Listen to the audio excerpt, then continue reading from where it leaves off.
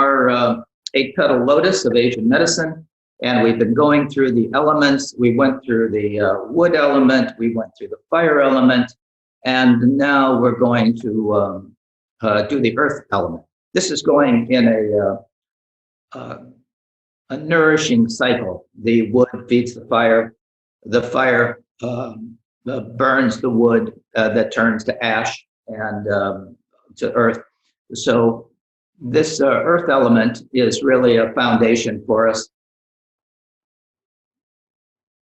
We can go for a while without food, but not long. It's one of the things that gives us chi, our vital, and contributes to our vital life force. So the earth element body correspondences are the organs of the stomach and the spleen. I'm going to review some of these correspondences first, and then we'll go into greater detail about it. We've got the earth element, we've got the metal element, and we've got the water element to go. So stomach and spleen. The stomach is, I mentioned before that there is a peak time for each of these organs, and the time for the stomach, it's at its peak at 7 to 9 a.m. And I think we briefly spoke about this.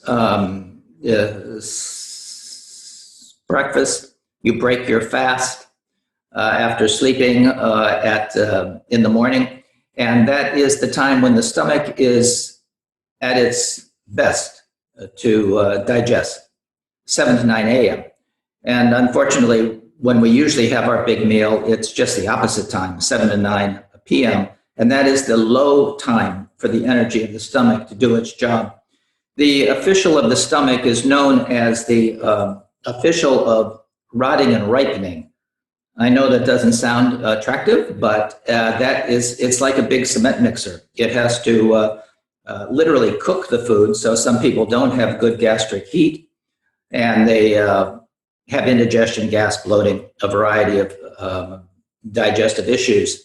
And to eat cold food, and raw food is considered cold, it takes a lot of digestive heat to digest that, to process it. You literally have to cook it in your stomach before it gets digested.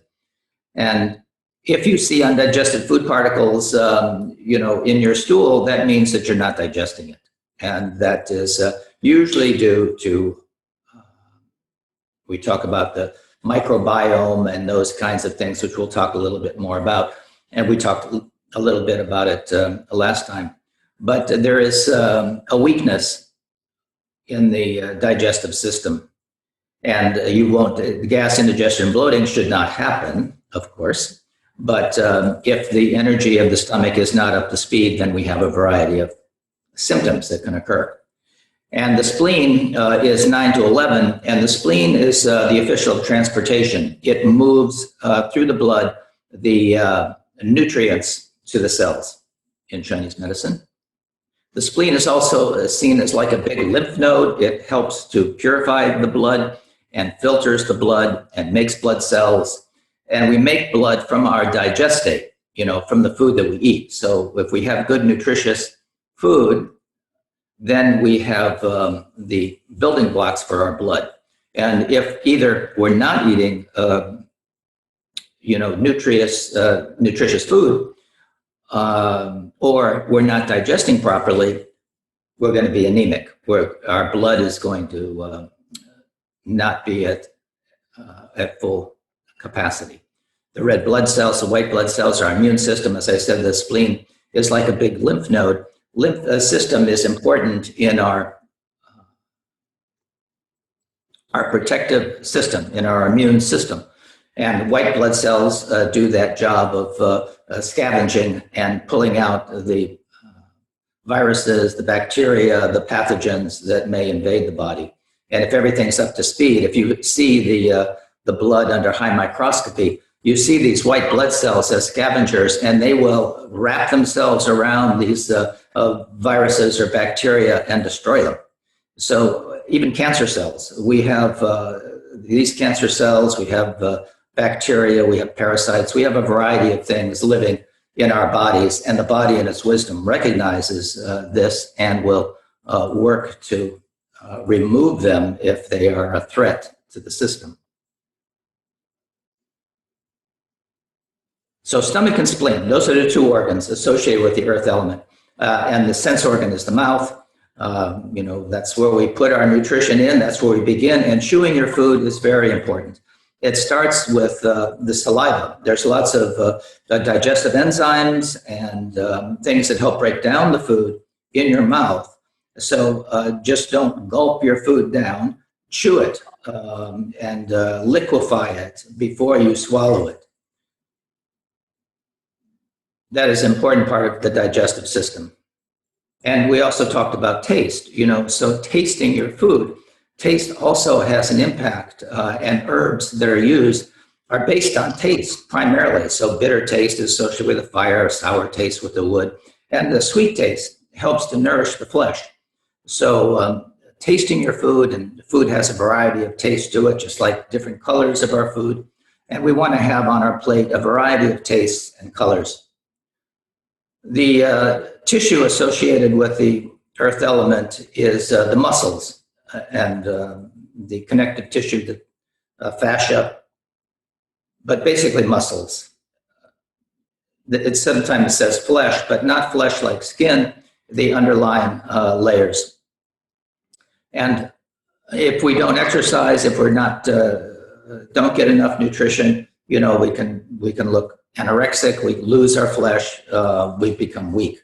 So the tissues that are nourished by the earth element are the muscles. The emotion associated with the earth element when it's out of balance is worry, or worry. Over-cogitating, overthinking, and that's exhausting to the earth element.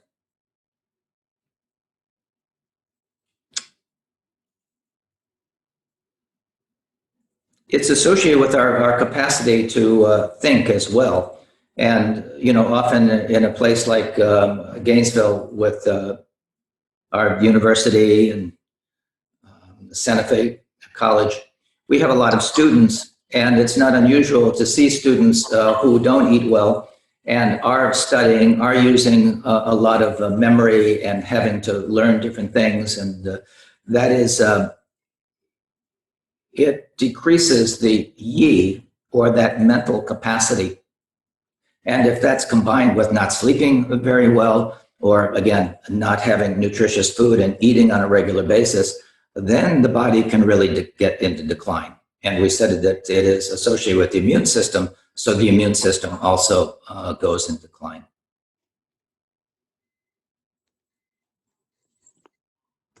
The odor associated with the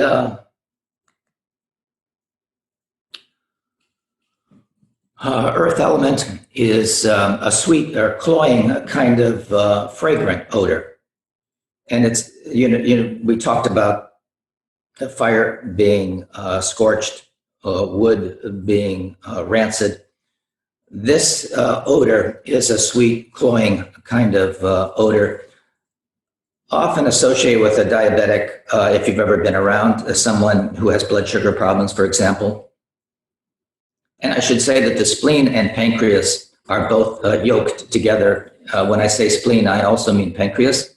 So blood sugar problems are also associated with this element, as is diabetes. And if you've ever been around anybody who has diabetes, there's a sweet, cloying kind of a smell that's associated with it. That is what we're talking about. We all have a particular odor. And for those who have sensitized themselves to it, it is an important diagnostic indicator.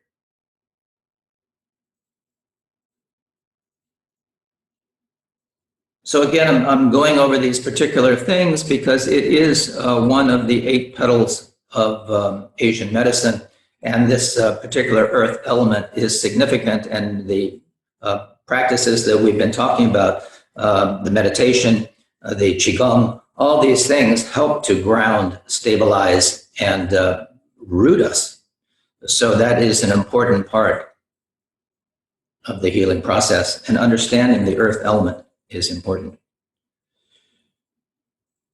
It's also associated with our mother. You know, we talk about Mother Earth, but also our physical mother, our birth mother. And we are tethered to the mother, you know, through the umbilical cord. And that is where our nutrition comes from. But also the thoughts, feelings, and emotions that the mother has is often associated, you know, is communicated to the child. So having a good birth experience, not traumatic, a natural birth instead of forceps birth would be good. But when that cord is cut, we have to, the mother still has to supply the, the nourishment through breast milk and through not only the nutritional part of that, but the comfort, touch. We know what happens when babies are devoid of connection with their mother or with human beings. They go into decline very quickly. The climate is dampness or humidity. The color is yellow, so an attraction to yellow or an aversion to yellow. And the face also looks yellowish, has a yellow tint to it. The taste is sweet. There'll be an attraction to a sweet taste.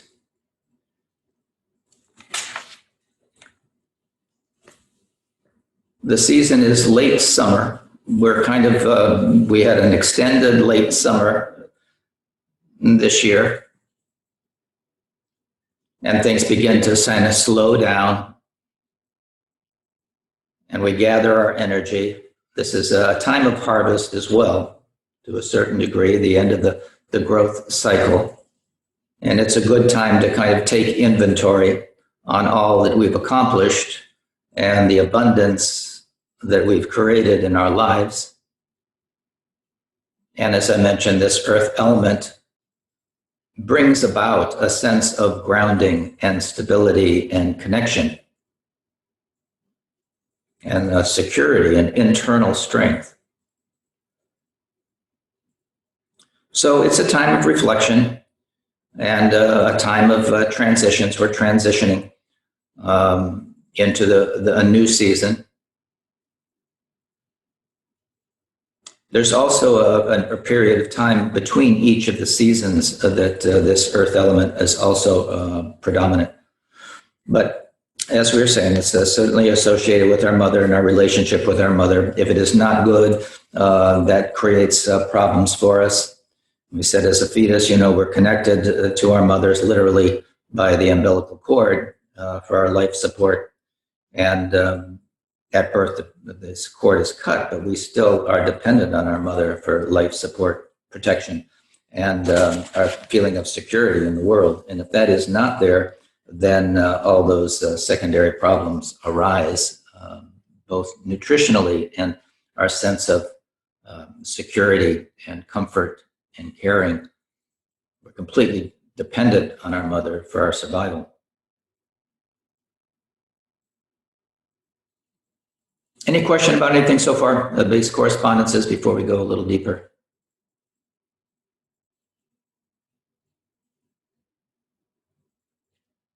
Okay.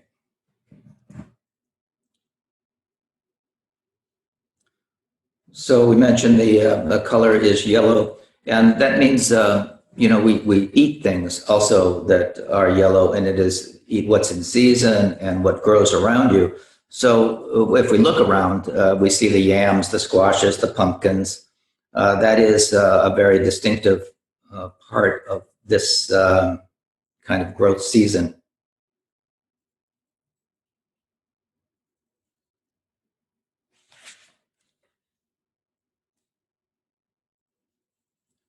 I mentioned the voice is singing, like it's shouting for the wood element, and it's laughing for the fire element. It is singing, and so it has this lyrical quality in the voice. Often news commentators have this kind of sing-song kind of way of delivery, but I think you probably know People have this singing quality to their voice. They also tend to be a little pudgy. These are couch potatoes for the most part. They don't like exercise so much, often unmotivated in that way. I'm making a sweeping generalization, but they are the more couch potato type, and exercise generally isn't a high priority, and consequently the muscles can become flabby and they lose strength and tone. It also prolapses because of that lack of tone. Often prolapsing organs happen. You know, these muscles lose their integrity, and whether it's a bladder, uterus, muscles, stomach, all these internal organs are supported by the omentum, and they lose their integrity and can drop, and we call that prolapsing.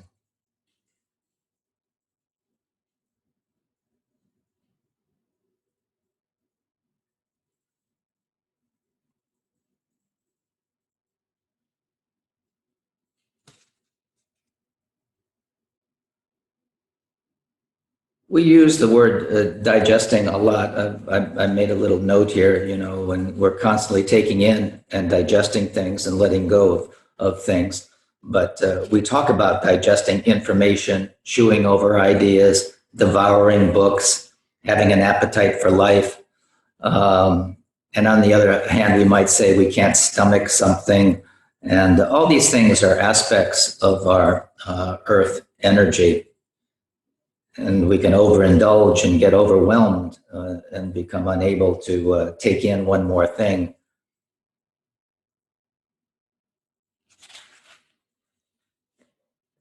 This is associated with the earth element. And as I said, at the university here, we have, you know, all kinds of schools. We've got acupuncture school. We've got 2 acupuncture schools. We have massage schools. We have trade schools. And in a college town, writing papers and cramming for tests and in competition with each other to get good grades. And overthinking stresses this earth element.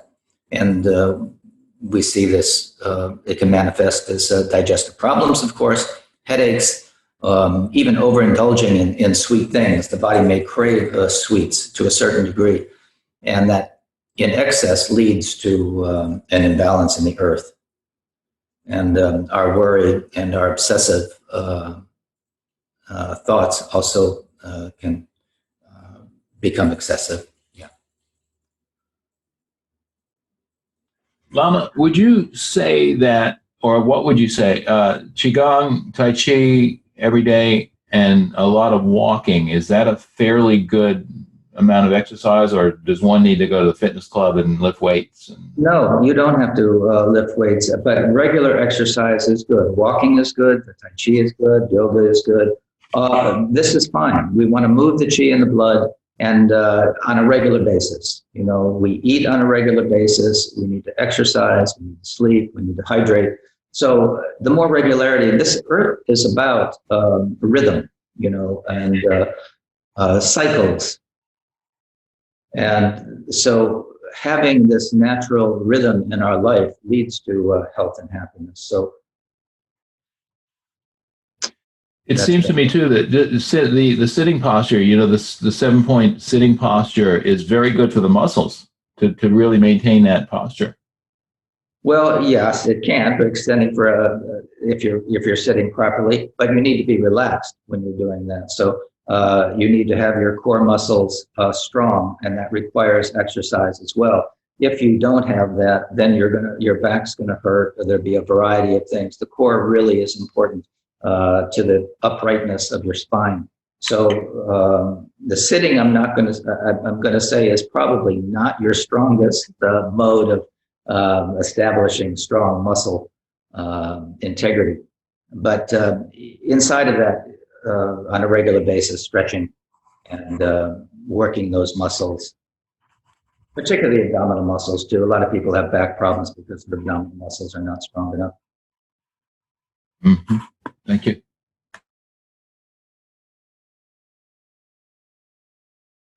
anatomically, I think we know our stomach is like a J-shaped organ located right under the diaphragm on the midline, pretty much. Empty. It looks kind of like a large sausage, but it can hold about a quart and a half of food comfortably and can expand to nearly 5 quarts. But I don't advise that. Eating to the point, that you're satiated, and even not quite is probably best. The stomach secretes, gastric juices and breaks down the food in a process that we call digestion. But sometimes we don't have the gastric juice to do that. And often people are given antacids that neutralize the natural acid, thinking that there's too much. But in a lot of problems, it's actually not enough. And the food stagnates, and then we have problems from food stagnation. So, don't drink cold fluids with your meal. Ice water, have more room temperature. You don't want to chill the stomach, and you don't want to drink a lot of fluids, because we want to have the natural digestive juices there to digest. And that's why I was saying that also raw food diet isn't good for an extended period of time. It can be a cleansing diet for a period of time, and people eat juice, and do those things. And a small salad with your meal is fine, but to eat a salad bar on a regular basis is probably not such a great idea, particularly if you're compromised with this digestive problem. And our emotions, certainly, as you probably know, affect whether we're angry or fearful or anxious. It affects our digestion, affects our appetite. We don't want to eat, or we overeat. Our emotions play a big role in our eating, so we need to be mindful about our eating, chewing our food, and even eating when we're hungry, drinking when we're thirsty, but not constantly. And a lot of the anti-inflammatory things that we take, hormones, but certainly antibiotics, all these things interfere with our digestive system.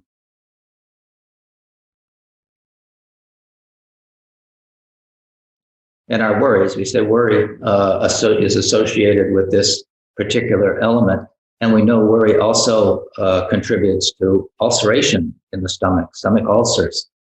And that is interesting that the stomach is associated with that emotion, and that is where we see the damage done, literally, to the stomach in terms of ulceration, from the worry, from the stress. And it can be life-threatening. If you have a bleeding ulcer and you begin to bleed, you'll be losing fluid, that fluid being blood, and that is not good to be deficient in that. Too many people are already anemic, and because of their diets or a variety of other things.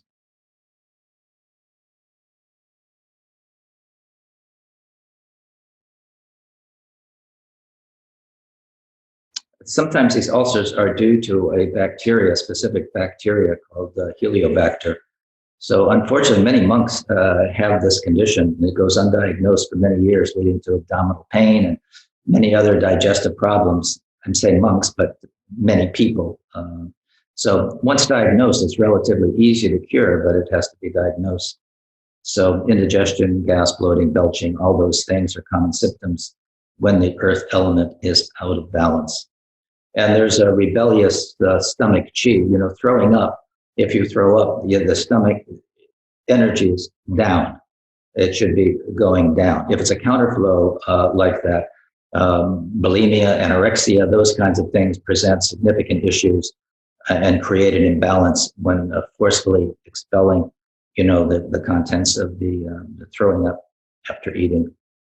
But again, the good news is that all these disharmonies have a favorable prognosis if treated, holistically.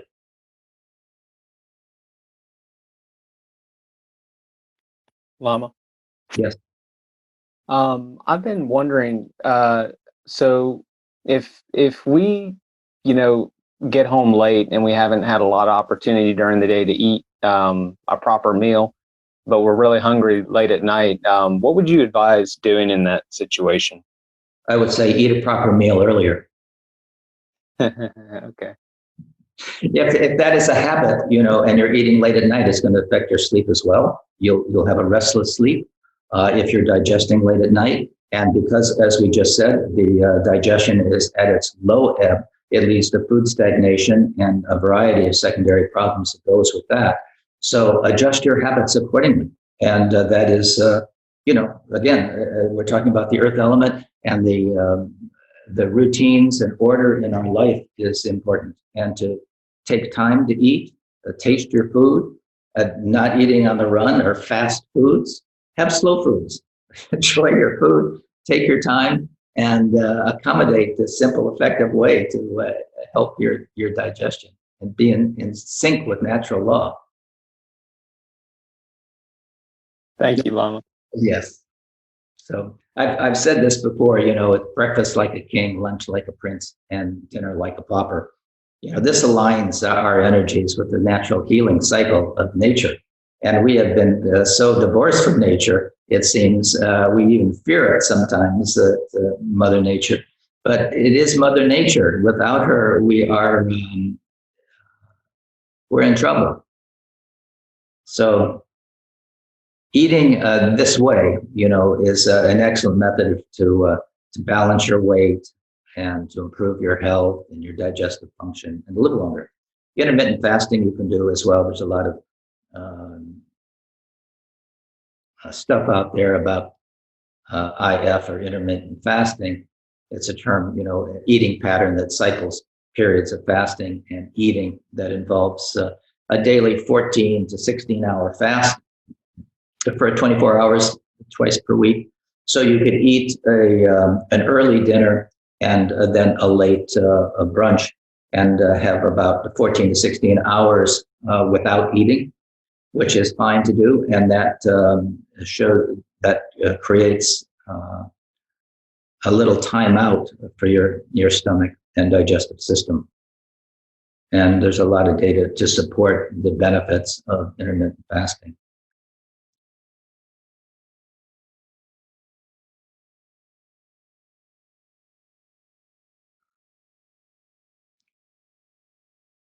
So I mentioned that there's a 7.5 a day before and after the equinox or solstice. So there's a 15-day period of change between each of the seasons, and that is associated with this late summer as earth element as well. Transitions.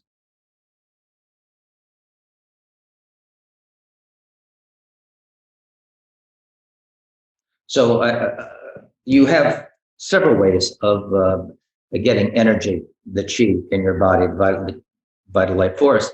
It's the ancestral energy, the genetic predisposition from our parents that's stored in the kidneys that we're born with. That is our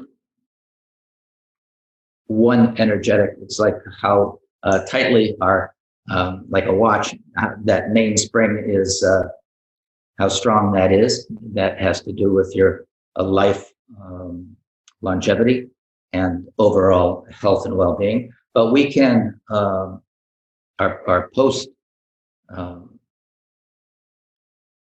after we're born, the important thing is the food that we eat and how well our stomach and spleen digest and assimilate and transport the food chi. And so genetic, food, and the third is the air that we breathe. So how well do the lungs extract pure chi from the heavens, from the air that we breathe, and are we breathing good air? One of the problems that a lot of people have, allergies and things like that, can also be, a poor immune system. We just can't tolerate one more assault on our system. So whether it's pollen allergies, food allergies, the sensitivities to different odors, perfumes, things like that, we're seeing more and more of that because our bodies are so overwhelmed that they just can't take one more thing. So as we improve that condition, a lot of these allergies can be reduced or eliminated. So just briefly again, First, the source of our energy is our ancestral inheritance. It's considered pre-heaven chi. Before we're born, that means this energy is what we come into the world with. And we don't have an influence at birth on our genetic inheritance. It's really a throw of the dice, what we get genetically. But post-heaven chi, we can influence that. And we are not just a victim of our genetics. Our lifestyle is very important, our post-heaven chi, and things that we can control by our diet, the food that we eat, and the air that we breathe. Consequently, both these things we should have in good quality, in our food and dietary considerations, which we've talked about, and the quality of the air that we breathe. One of the things in Florida is molds, so if you're in a place that smells musty and it's moldy and you're breathing in those mold spores, you are going to have problems. Or radon gas that is common to this area.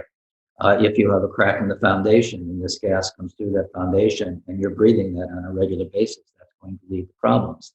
All kinds of poor air. In India, they burn plastic, they burn air quality in China and a variety of places is terrible. And of course, that's going to create illness. So the quality of the air is important. The quality of the food is important. So eat organically, eat what's in season and what grows around you. Become friendly, if you can, with in the farmers markets, with the people who grow the food for you. We are all in connection with one another, and it is important to kind of reinforce and to assist one another. The farmers will grow the food for you and support them. If it's organic, if you're eating meat, grass-fed beef and not things that are shot up with hormones and antibiotics. There are more antibiotics used in the cattle industry than for people. They're constantly, in chickens as well, hormones there, and these are estrogenic. They create hormonal problems as well, and we're seeing it.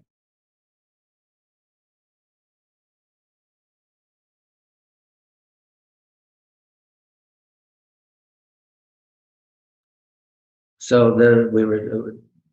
so the gift of the earth is stability, and doing Tai Chi, and doing Qigong. These are all practices that stabilize the body, mind, and spirit. So in talking about the food that we eat, and we are a very interesting culture that seems to be preoccupied with poisoning our food with insecticides, pesticides, fungicides, and all kinds of toxic things. And it's no wonder, that we have such a outbreak of autoimmune problems, disorders, Alzheimer's, degenerative diseases, so-called fibromyalgia, which is just a catch-all term, which, and mentally, these processes, these kids on the spectrum, learning disabilities. We've never seen problems like this before to this extent. So all these things can be traced to a great degree to our food.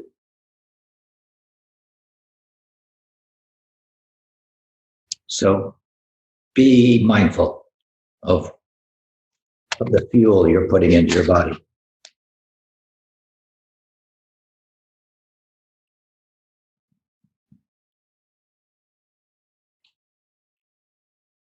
And the sugars, we say that the sweet taste is an attractive thing for the earth in balance. They tend to like that, which is carbohydrates, it's breads, it's pasta. Those are all sugars. They're broken down, carbohydrates.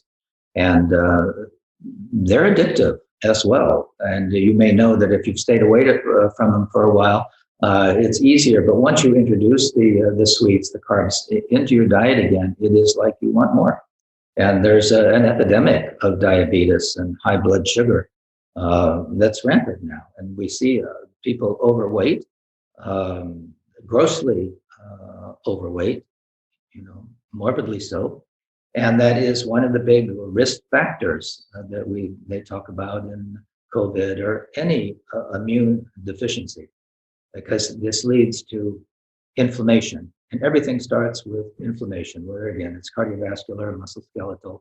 And so again, it goes back to our diet, and reducing the sugar and carbohydrates is a way to do that, to reduce it.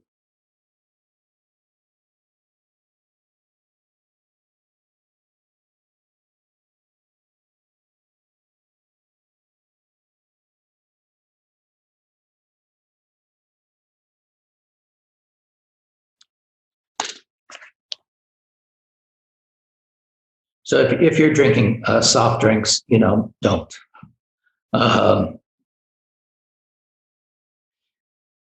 There's really very little food value there. So avoid the artificial sweeteners, the hidden sugars. Read labels on packages of processed foods. Try to stay away from the processed foods for starters, but always read the labels. Avoid high fructose corn syrup as well as fruit juices. They're way too sweet. And if you're eating fruit, stick with the berries, blueberries, blackberries, strawberries. Don't eat the mushy ones. They can get moldy. And eat organically. So again, don't drink soft drinks. Reject the corn syrup, preservatives. Look at carb labels. See how many carbs. It will surprise you, the amount of carbs that are in packaged things, the amount of sugars. If you can prepare your own fresh food, you can use stevia as a substitute for sugars, or there's a variety of things, monk fruit, and but we were talking about inflammation. So turmeric, is a very good anti-inflammatory that I recommend.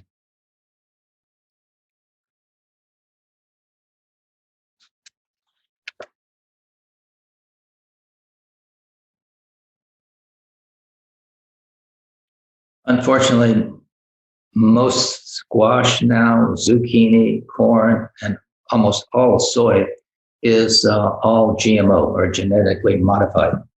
And I strongly recommend you avoid these. It's really hard to even know which ones are, because in this country, they don't need to be labeled. In other countries, they label GMO, so you know that this is not a natural product. But if you buy organically, then you know that it's not going to be GMO.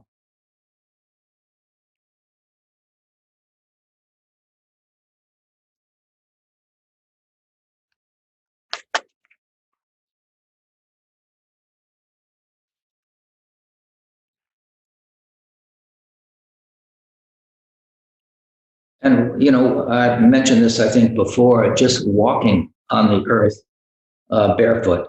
We have cut ourselves off from the earth by wearing rubber-soled shoes, which, are artificial soles such as rubber, which prevents grounding from occurring and literally cuts off from the natural healing connection with Mother Earth. It's there's a disorder that I recently heard of called electron deficiency syndrome. Is considered responsible for a variety of modern diseases. Literally, we're cut off from the natural vibration of the earth, and the grounding that occurs is cut off. So walking on the beach, finding a place that you're comfortable walking on the earth. So the ground, it's electron-enriched earth, and immediately improves your sympathetic and parasympathetic nervous systems. It reduces inflammation, thins the blood. Actually, a lot of people, that have this clotting factor that creates heart attacks and strokes.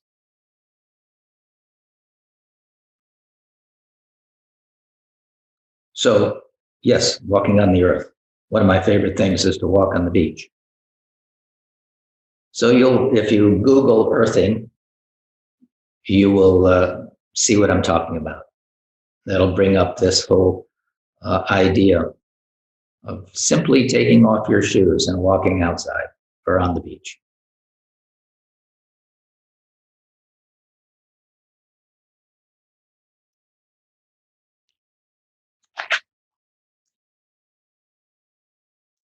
So we had mentioned that there's one of the 6 paramitas associated with each of the elements. And for the earth element, we would say generosity. This is the enlightened quality of generosity, charity, giving, offering, caring. The essence of this virtue is unconditional love, a boundless openness of our heart and our mind, giving freely and without expectation. We say we should see all beings as our mother, or to see all beings as our only child. There's this relationship of mother and child, this aspect of caring that is like that relationship. Unconditional and free of selfish desire for advantage or reputation.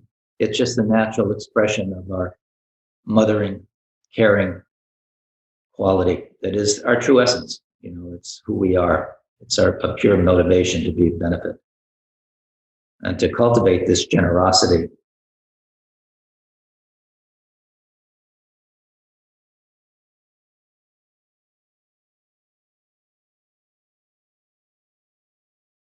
Yeah, so generosity is a cure for our miserliness, our possessiveness, our greed, which is killing Mother Earth. It is the thing that we are stripping all of the resources and creating a very difficult time for ourselves because of the impact on the earth. So maintaining our planet, Mother Earth, and all the things that go with that in the way of fresh, clean, pure water, fresh, clean air, and food that is not toxic, and caring for the earth in the way of the actual soil, the earth that grows our crops and is also being destroyed.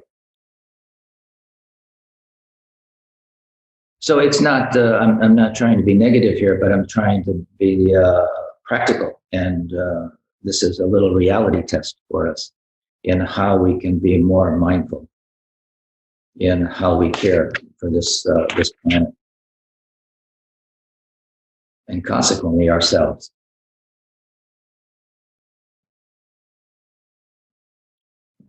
So I mentioned turmeric. I think that is a very good curcuma. It is the active ingredient there. So turmeric is anti-inflammatory, antimicrobial.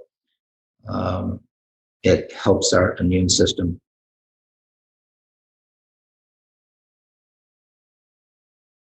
Cardamom supports digestion.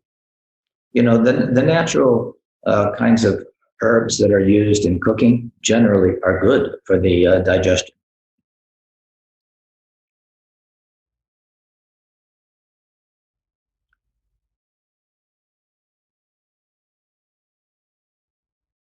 And there is a healing sound that we can do to enhance our stomach. And the sound is who, who, who. And how this is used is we inhale a brilliant yellow into the stomach. The color of the stomach is yellow. And we exhale out all of our indigestion, all of our inflammation, all of our greed, our holding, as a murky colored yellow with the sound who. Breathing in the pure, brilliant yellow color and exhaling out the kind of smoky, turbid colored yellow. And with it, alleviating all of our clinging, our neediness, our obsessive thoughts, our worry. And to just do that 6 times. Breathing in slowly while repeating the sound who, or exhale, we exhale the sound who, and breathing out this murky colored yellow, alleviating the clinging, neediness, obsessive thoughts, and worry. And we can do this together just for a couple of times. So just sit comfortably and let your awareness come to the stomach. So the sound soothes the stomach and spleen. Inhale a brilliant yellow, filling the stomach and spleen with security, clarity, groundedness, serenity with this pure yellow. And then exhale and slowly, while repeating the sound, breathing out any murky yellow color that alleviates the clinging, neediness, obsessive thoughts, and worry.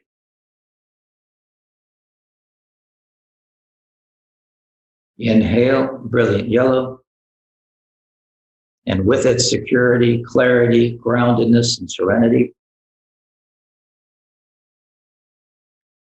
And breathe out, repeating who. It can be subvocal. It doesn't have to be a vocal. It can be subvocal. And breathing out as a murky colored yellow, all of the clinging, neediness, obsessive thoughts, worry, anxiety as a murky colored yellow.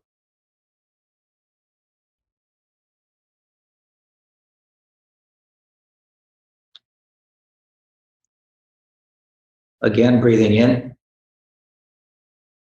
brilliant yellow.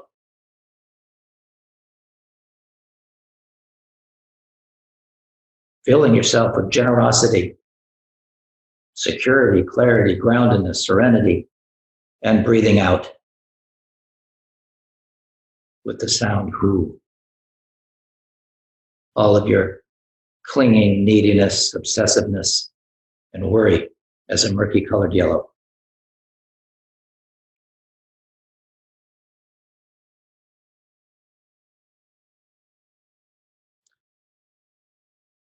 So you can do this anywhere along the way. You can do it if you have indigestion and gas. Try it. See how it works for you.